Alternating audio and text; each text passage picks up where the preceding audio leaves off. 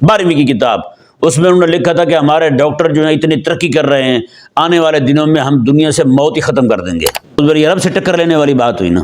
یہ دیکھیں نا سائنس ان کو کہاں لے جا رہے ہیں۔ یہ ٹیکنالوجی کا سورج ہے، اس سورج کی چمک کو دیکھ کے ہمارے لوگوں نے کیسے اسلام چھوڑا یار، اپنا کیسے دین چھوڑا انہوں نے۔ بھائی بندہ دنیا کی چمک دمک کا اتنا بھی دیوانہ نہ بنے کہ اپنے رب کو ہی بھول جائے۔ آیت نمبر 48، اعوذ باللہ من الشیطان الرجیم، بسم اللہ الرحمن الرحیم۔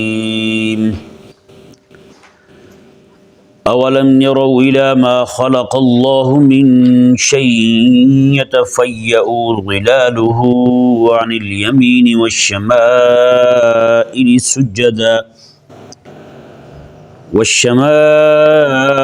سجدا لله وهم داخرون۔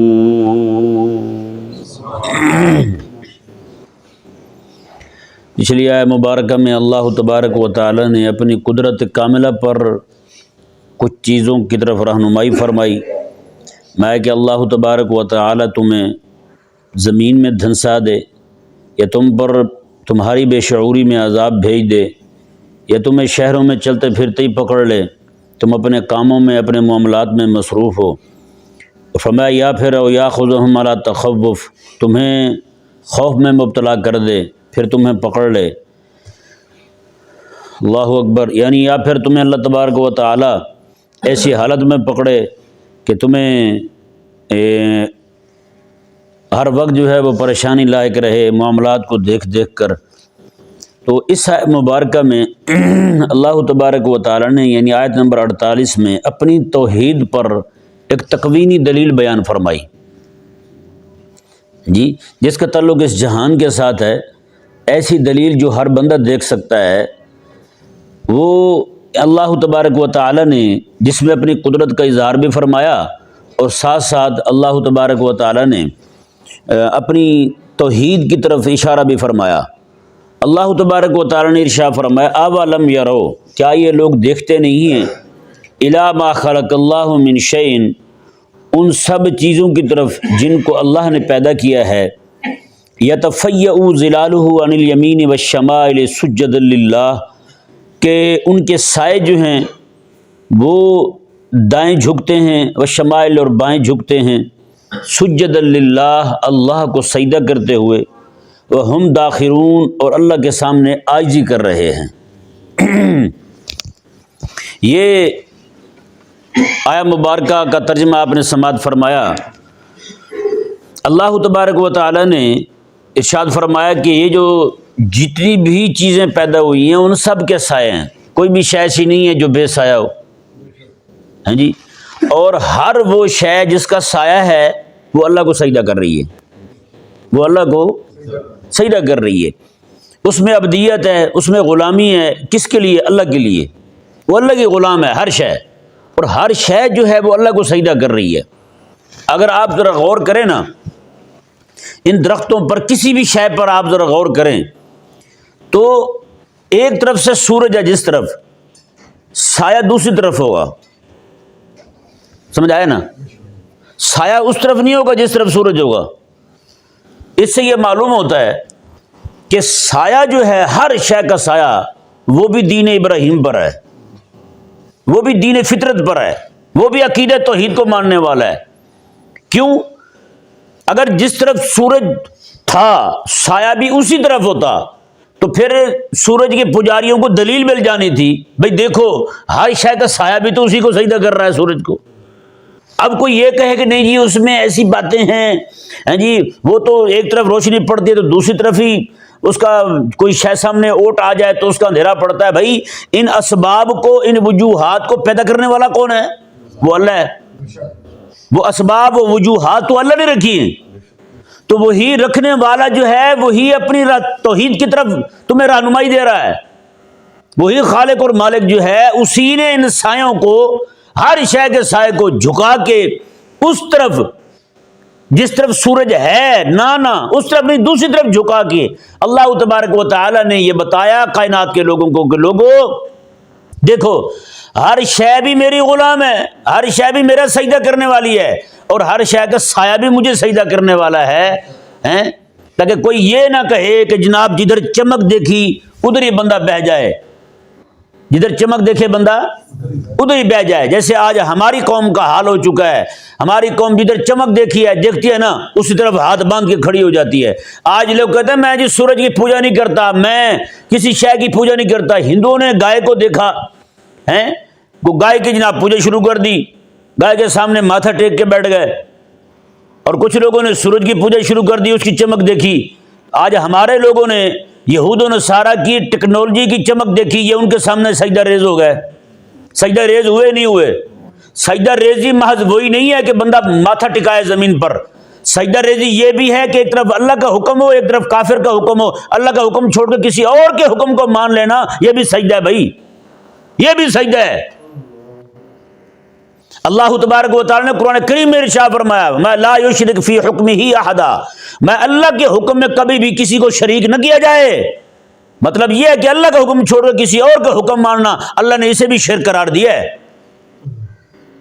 اب اللہ کا حکم کیا تھا کہ ہم قدسیوں کے ساتھ کھڑے ہوتے، جو مسجد اقصیٰ کے محافظ ہیں ہم ان کے ساتھ کھڑے ہوتے، لیکن ہم نے کیا کیا بھائی؟ ہم کس کے ساتھ کھڑے ہوئے ہیں؟ ہم ظاہری چمک دمک کے ساتھ کھڑے ہوئے ہیں، ہم رب رسول کے ساتھ کھڑے نہیں ہوئے، ہم رب رسول کے دشمنوں کے ساتھ کھڑے ہوئے ہیں، جو کل دستخط ہوئے ہیں آپ کو بھی معلوم ہے بھائی، جو مسجد اقصیٰ کے، آج سچی بات ہے، آج جو مسجد اقصیٰ کی حفاظت کرنے والوں کے گلے پہ پاؤں رکھ کے کھڑے ہوں گے، کل کو کوئی اس طرح کا بدماش بڑا گنڈا حرمین شریفین پر حملہ کرنا چاہے گا، یہ پیچھے اٹھیں گے یا ساتھ کھڑے ہو جائیں گے؟ یہ لوگ یہ ساتھ کھڑے ہوں گے ان کے، انہوں نے کہا ٹھیک ہے کرو بھائی، ہم تمہارے ساتھ ہیں۔ اور بھائی بندہ دنیا کی چمک دمک کا اتنا بھی دیوانہ نہ بنے کہ اپنے رب کو بھول جائے، اتنا دیوانہ نہ بنے کہ اپنے رب تبارک و تعالیٰ کے دین کے خیرخواہوں کو دشمن بن جائے، اتنے دنیا کی چمک دمک کا دیوانہ نہ بنے کہ بندہ رب تبارک و تعالیٰ کے حکم میں کسی غیر کو شریک کرنے لگے۔ بھئی تم پر تو لازم تھا کہ تم صرف اللہ کا حکم مانتے، ان الحکم الا للہ، میں حکم جو ہے وہ محض اللہ کا ہے، بس اللہ کے حکم کو علاوہ چھوڑ کے تم کسی اور کے حکم کو کیوں ماننے لگ گئے؟ یہ صرف محض یہی ہوا ہے بھائی، وجہ یہی ہے، انہوں نے اس کی چمک دمک دیکھی ہے، چمک دمک دیکھ کے یہ اس کے غلام بن گئے۔ اب دیکھیں نا سایہ کتنا کمزور ہوتا ہے، تھوڑا سا مثال کے طور پر انسان کھڑا ہوا ہے نا، یہاں پہ کھڑا ہوا ہے، اس کا سایہ ادھر پڑ رہا ہے، پورا لمبا چوڑا سایہ پڑ رہا ہے، اس کی اپنے قد سے بھی بڑا سایہ پڑ رہا ہے یہ نہیں؟ جتنا سورج نیچے ہوتا جائے گا اتنا سایہ اس کا بڑھتا چلا جائے گا بندے کا، جتنا سورج جو ہے اوپر آتا جائے گا اتنا سایہ کم ہوتا چلا جائے گا۔ سورج جو ہے جب اعلیٰ راس آ جائے گا یعنی سر کے اوپر آ جائے گا، سایہ نظر نہیں آئے گا، سایہ نظر نہیں آئے گا۔ اس نے بھی ہماری رہنمائی کی۔ اگر کوئی بندہ تمہیں اس بات پر مجبور کرنے لگے نا کہ تم رب کو سجدہ کیوں کر رہے ہو، عبادت کیوں کر رہے ہو، میں کہ اس وقت اتنے بدماش بن جائے تمہارے سر کے اوپر ہی کھڑا ہو جائے، تو میں درخت سے سبق لے لینا، جیسے درخت جو ہے اپنے سائے کو سمیٹ لیتا ہے، تم بھی تھوڑی دیر سمٹ جانا، جی جیسے وہ آگے پیچھے دفع ہو پھر اپنا کام شروع کر دینا۔ لیکن ایسا بالکل نہیں ہے، سایہ پھر بھی رہتا ہے بھائی، سورج سر پہ بھی آ جائے تو مطلب یہ نہیں کہ کام ہی بند کر دو، لوگ باتیں کر رہے ہیں کام روک دو، ایسا بالکل نہیں ہے۔ کسی بھی وقت اس بات کی اجازت نہیں دیتا اسلام ہمیں کہ آپ جو لوگوں کی باتوں کو دیکھ کر کے آپ جناب سارا کام روک دو، بالکل نہیں۔ دین متین کا کام کرنا ہے ہم نے، غلبہ اسلام کا کام کرنا ہے ہم نے۔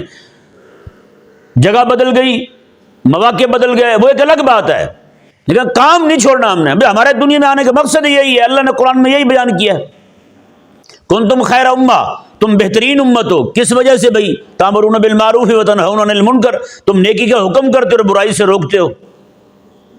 بتائیں نا جی، آج اگر آپ دیکھیں سچی بات ہے، یہ سورج کی چمک، یہ سورج کی مراد یہ ہے کہ میں آپ کے سامنے جو اب سورج کہہ رہا ہوں نا، یہ وہ والا سورج مراد نہیں ہے، یہ ٹیکنالوجی کا سورج ہے۔ اس سورج کی چمک کو دیکھ کے ہمارے لوگوں نے کیسے اسلام چھوڑا یار، اپنا کیسے دین چھوڑا انہوں نے، جی سورج کی چمک کو دیکھ کے اپنی دینی تعلیم کو چھوڑ گئے ہیں۔ اب نعوذ باللہ چھوڑا بھی یوں ہے کہ ان کو نفرت ہی ہونے لگی ہے اس سے۔ آج جناب ان کو امامے سے، داڑھی سے نفرت ہو گئی ہے، ٹوپی سے نفرت ہو گئی ہے۔ جہاں کہیں دیکھتے ہیں تو ان کے دماغوں میں ایسے ایسے جملے آتے ہیں نعوذ باللہ من ذالک، اگلے بندے کا جو ہے وہ دل جلا کے رکھ دیتے ہیں، ایسی ایسی باتیں کرتے ہیں یہ لوگ داڑھی دیکھ کے۔ آخر کیوں ہوا ایسا ہیں؟ سورج تو یار چمکا تھا، درخت نے بھی کبھی کچھ نہیں کیا۔ اللہ اکبر، ان کو تو سایہ بننا چاہیے تھا رسول اللہ علیہ السلام کے صحابہ کا۔ یار ہمارے آج کے مسلمانوں کو دیکھیں نا، سورج درخت کیا کرتا ہے؟ کوئی بندہ ہے مثال کے طور پر، بندے کا سایہ پڑ رہا ہے، بندہ وہاں سے چلے گا، کیا خیال ہے سایہ وہیں کھڑا رہے گا؟ سایہ ساتھ چل پڑے گا نا۔ سایہ کمزور ہے، وہ یہی کہتا ہے بھی میں کمزور ہوں، میں نے آپ کے ساتھ ہی رہنا ہے، جہاں آپ جائیں گے میں آپ کے ساتھ رہوں گا، میں اکیلا اپنا وجود نہیں رکھ سکتا۔ مسلمانوں کو چاہیے تھا یہ اپنا ماڈل، اپنا جو ہے وہ نمونہ رسول اللہ علیہ السلام کے صحابہ کو بناتے۔ یہ کہتے جی ہم تو کمزور ہیں، ہم آپ کی سیرت پڑھ پڑھ کے ہم آپ کے ساتھ چلیں گے، ہم آپ کے لیے بطور سایہ کے رہیں گے، جہاں آپ جائیں گے ہم وہاں جائیں گے، جو نظریہ آپ کو ہوگا وہی نظریہ ہمارا ہوگا، جو فکر آپ کی ہوگی وہی فکر ہماری ہوگی، جو تعلیم آپ نے لی تھی وہی تعلیم ہم لیں گے۔ یہ ان کے سائے بن کے رہتے، نعوذ باللہ من ذالک۔ آج یہ کافروں کے سائے بن گئے ہیں، کافروں کے ساتھ کھڑے ہوئے ہیں۔ کافر جب چاہتا ہے ان کو مٹا دیتا ہے، کافر جب چاہتا ہے جناب پابندیاں لگاتا ہے، کافر جب چاہتا ہے ان کے ساتھ وہ معاملات کرتا ہے۔ IMF کی بدماشیاں کس سے ڈھکی چھپی ہیں بھلا بتاؤ یار؟ تمہارے ہاں ماچس کی تیلی کے ریٹ تو وہ طے کرتے ہیں، ماچس کی ڈبی آتی نا بھائی صاحب، اس کے ریٹ بھی IMF طے کرتا ہے۔ وہ ایک الگ بات ہے کہ ہمیں سمجھنا ہے۔ یہاں جو بجٹ پیش ہوتے ہیں اس بجٹ کے بننے میں، اس کی تیاری میں بھائی ان کا ہاتھ ہوتا ہے۔ ایسے نہیں، یہ ہماری عوام تو بیچاری ان کو گالیاں دیتی ہے اور ان کو برا بھلا کہتی ہے حکمرانوں کو، یہ تو بیچارے غلام ہیں، یہ تو بیچارے دیوانے ہیں ان کے۔ سمجھ نہیں آ رہا مسئلہ؟ تو بھائی سایہ بننا ہی تھا تو پھر تم رسول اللہ علیہ السلام کے صحابہ کا سایہ بنتے ہیں، جہاں وہ جا رہے تھے تم وہاں جاتے، جس طرف وہ گئے تھے تم وہاں جاتے۔ تم اپنے آپ کو ان کی غلامی میں اتنا نتھی کر دیتے، تم کہتے کہ نہیں بھائی ہمارا تو وجود ہی آپ کی وجہ سے ہے۔ سایہ یہی کہتا ہے نا، جس کا سایہ ہوتا ہے اپنے اصلی وجود کو سایہ یہی کہتا ہے کہ میں تیری وجہ سے ہوں، بھائی تجھے چھوڑ کے میں کہاں جاؤں گا؟ کبھی کسی نے دیکھا کسی بندے کا سایہ اس کا ساتھ چھوڑ جائے؟ یار سایہ تو ساتھ ہی رہتا ہے۔ وہ ایک الگ بات ہے کہ سورج سر پہ آ جائے تو سایہ مختصر ہو جاتا ہے، لیکن جاتا کہیں بھی نہیں ہے وہ۔ یہ پوری دنیا کا ہر شے کا جو سایہ ہے نا، سچی بات ہے سایہ یہی بتاتا ہے کہ میں غلام ہوں کسی کا، اور غلام صرف اللہ کا ہوں۔ یہ سایہ بھی اللہ کو سجدہ کرتے ہیں، اللہ نے یہی کہا۔ اللہ اکبر، اتنی بڑی عبرت والی بات ہے کہ رب فرما رہا ہے کہ یہ سایہ مجھے سجدہ کرتے ہیں۔ انسان پھر تجھے کیا ہو گیا ہے؟ تیرا سایہ تو میرے حکم کا پابند ہے، تو میرے حکم کا پابند کیوں نہیں ہوگا؟ پھر درخت کھڑا ہوا نا، درخت وہ بھی اللہ کا، اللہ کو سجدہ کرنے والا درخت بھی، اور اس کا سایہ بھی اللہ کو سجدہ کرنے والا ہے۔ لیکن یہ ایک الگ بات ہے، ہر شے اللہ کے حکم کی پابند ہے، اللہ کے حکم کی غلام ہے، لیکن ایک انسان جو ہے وہ نہیں مانتا۔ ہاں لیکن جو احکامات اللہ نے تکوینی رکھے ہوئے ہیں اس میں جن میں مجبور ہے وہ تو ماننا ہی ماننا ہے۔ اس نے اللہ کی طرف سے جبریل اسرائیل علیہ السلام آ جائیں اس کی روح نکالنے کے لیے تو کبھی اکڑ نہیں سکتا یہ، نہیں میں نہیں اکڑتا بھائی۔ جوانی سے بڑھاپا آنے کی طرف بڑھاپے کو روک نہیں سکتا یہ۔ جو اللہ نے جن احکامات میں اللہ نے اس کو مجبور رکھا ہوا ہے، ان احکامات کو دیکھ کے ہی وہ احکامات جن میں اللہ نے ان کو اختیار دیا ہے وہ مان لیتے۔ وَهَدَيْنَاهُ النَّجْدَيْنِ، بھی جس کے احکامات وہ ہیں جن میں اللہ تبارک و تعالیٰ ان کی پوچھتا ہی نہیں ہے، اللہ نے ان کو اختیار ہی نہیں دیا۔ ان کا دنیا میں آنا کوئی اختیار نہیں، کوئی بندہ اپنے اختیار سے نہیں آیا دنیا میں۔ جی ان کا پھر بڑا ہونا، پھر جوان ہونا، پھر آگے اس کے بڑھاپا آنا، پھر موت آنا، پھر بیماریاں آنا، ان کے اپنے بس کی بات نہیں ہے۔ کسی کے بس دنیا جہان میں کوئی بھی بندہ ایسا نہیں ہے جو کہے جی میں موت کو روک سکتا ہوں۔ ایک الگ بات ہے کہ علامہ اقبال اوپن یونیورسٹی کی ایک کتاب تھی جی، اس میں انہوں نے لکھا تھا، 12ویں کی کتاب، اس میں انہوں نے لکھا تھا کہ ہمارے ڈاکٹر جو ہیں اتنی ترقی کر رہے ہیں، آنے والے دنوں میں ہم دنیا سے موت ہی ختم کر دیں گے۔ کیا ہے وہ ہے خیال؟ نعوذ باللہ، عرب سے ٹکر لینے والی بات ہوئی نا۔ یہ دیکھیں نا سائنس ان کو کہاں لے جا رہی ہے، یہ سائنس کی وجہ سے ان کے دماغ میں خلل آیا ہے اور تو کوئی معاملہ نہیں ہوا۔ تو اس لیے بھائی ہر شے جو ہے وہ اللہ کے حکم کی پابند ہے، کوئی بھی شے اللہ تبارک و تعالیٰ کے حکم کے سامنے سر نہیں پھرتی۔ اللہ تبارک و تعالیٰ نے باقی ساری چیزیں اپنے پاس رکھی ہیں، اپنی دین اور شریعت کے معاملے میں اللہ نے بندے کو اختیار دیا ہے. فما وہدیناہ النجدین، ہاں اللہ تعالیٰ نے اختیار بھی دیا ہے، میں یہ راستہ بھی دکھا دیا تجھے، حق والا یا باطل والا راستہ بھی بتا دیا ہے، جنت والا راہ بھی بتا دیا ہے، جہنم والا راہ بھی بتا دیا ہے. اب تیرے ذمہ ہے، اب تجھے سمجھانے کے لیے اللہ نے اپنے نبی بھی بھیج دیے ہیں، اپنی کتابیں بھی بھیجی ہیں، آخر میں اللہ تعالیٰ نے اپنے حبیب کو بھیجا، اللہ نے پھر قرآن بھی بھیج دیا. اب بھی کوئی بندہ جو ہے اس کو سمجھ نہ آئے کہ کون سا راستہ مجھے اختیار کرنا ہے، تو پھر اپنی قسمت کو روئے، کیا کہہ سکتے ہیں پھر. اس لیے اللہ تبارک و تعالیٰ نے ارشاد فرمایا، آیہ مبارکہ کا ترجمہ ذرا سماعت فرمائیں. اولم یروا الی ما خلق اللہ من شیء، فرمایا کیا یہ دیکھتے نہیں ہیں ان چیزوں کی طرف جن کو اللہ نے پیدا کیا ہے. یتفیأ ظلالہ، میں کہ ان کے سائے جو ہیں وہ جھکے پڑے ہیں، عن الیمین دائیں جانب، والشمائل اور بائیں جانب، یعنی سورج جو ہے وہ بائیں جانب ہوگا، سایہ دائیں جانب ہوگا، سورج جو ہے وہ دائیں جانب ہوگا، سایہ بائیں جانب ہوگا. میں سجدا للہ، ہر شے جو ہے جو اللہ نے پیدا کی ہے وہ اللہ کو سجدہ کرنے والی ہے. سائے کا ذکر اللہ نے اس لیے کیا کہ سایہ نظر آتا ہے جھکتا ہوا، ہے یا نہیں؟ سایہ جھکتا ہوا نظر آتا ہے، بڑھتا کم ہوتا دکھائی دیتا ہے، اس لیے اللہ نے سجدے کا، سائے کا بطور خاص سجدے کا ذکر کیا ہے. میں کہ للہ، وہ تو اللہ کو سجدہ کرنے والا ہے، سایہ کسی اور کو سجدہ کرتا نہیں ہے. یہ ساری کائنات کی چیزیں اللہ کو چھوڑ کر کسی اور کو جھکتی نہیں ہیں. اور فرمایا کہ وَهُمْ دَاخِرُونَ، اور یہ سارے کے سارے اپنے آپ کو داخر، عاجزی کے ساتھ، ذلت کے ساتھ، مسکنت کے ساتھ. اب بتائیں نا یار، سجدہ کرنا کون سا سوکھا کام ہے؟ کوئی بندہ کسی کو کہے یہ تو رب کی بارگاہ میں کرتے نا، تو ہم اس میں عزت سمجھتے ہیں.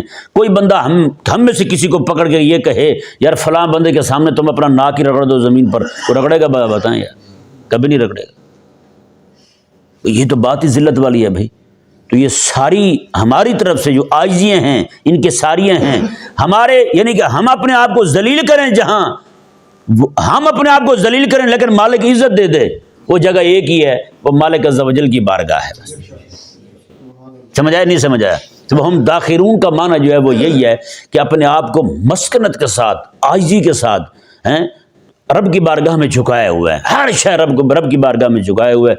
کاش کہ ہم بھی چڑھتے سورج کے جو پجاری بنتے ہیں نا، اس کو چھوڑ دیں، محض رب کی بارگاہ میں جھکیں، صرف رب کی بارگاہ میں جھکیں. تو سچی بات ہے ہم دنیا کے لوگ آگے دیکھیں یار یہ کون لوگ ہیں، دوبارہ ہماری کھوئی ہوئی جو عزت ہے نا وہ واپس آ سکتی ہے، ہمارا کھویا ہوا وقار واپس آ سکتا ہے.